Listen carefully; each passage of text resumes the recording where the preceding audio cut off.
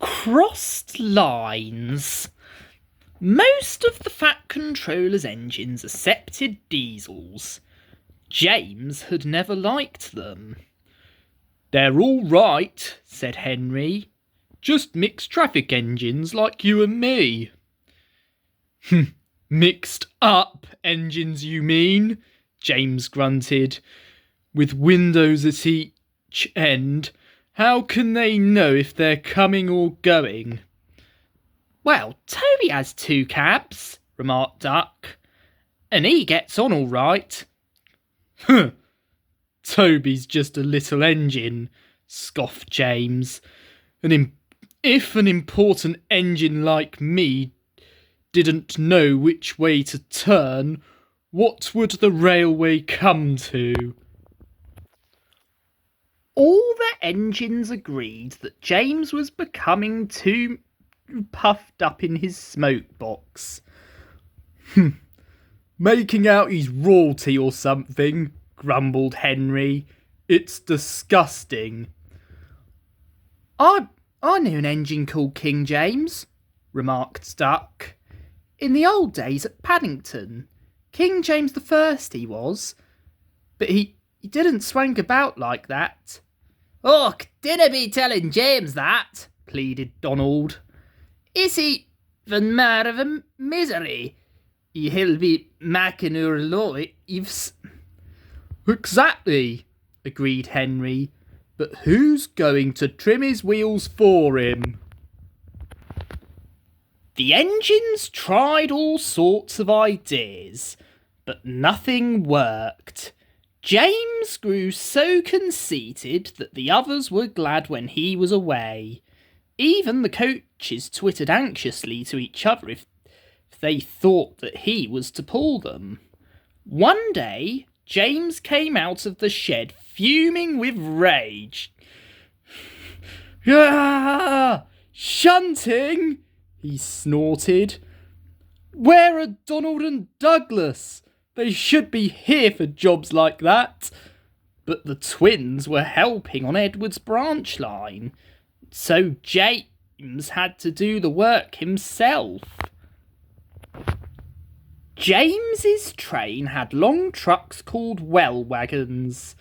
Those have bogie wheels at each end with a low section between them. They are used to carry cars, tractors, and other heavy machinery. The shunting should have been easy, but James was cross and bumped the trucks. "Oh, oh, oh, oh, oh!" they cried. Some of them slipped their brakes on to spite James. The weather was damp and misty too, so the shunting took a long time. At last, James had only 2 trucks to fetch before his train was ready. Because of the mist, the signalman sometimes found it hard to see what was happening. James's driver had told him that James would whistle when they had collected all the trucks and were clear of the points. They had almost finished when suddenly James heard a sharp peep peep from another engine close by. The signalman heard it too, and thought it was James saying that he was ready. He pulled the lever, setting the points for the main line. But James wasn't ready. The points changed when one of the trucks was halfway over them. One bogie went the right way, but the other was diverted towards the main line. Before James realised it, the truck was travelling sideways between the 2 lines. A signal stood right in its path. "Stop!" squealed the truck, but it was too late. The signal toppled to the ground with a crash, just missing James. "That's torn it," said James's driver. "The Fat Controller won't like that." He didn't. He spoke severely about it.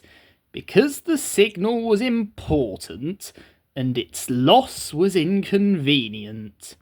James knew that the accident was not his fault, but he was unusually quiet in the shed that evening. The others were relieved.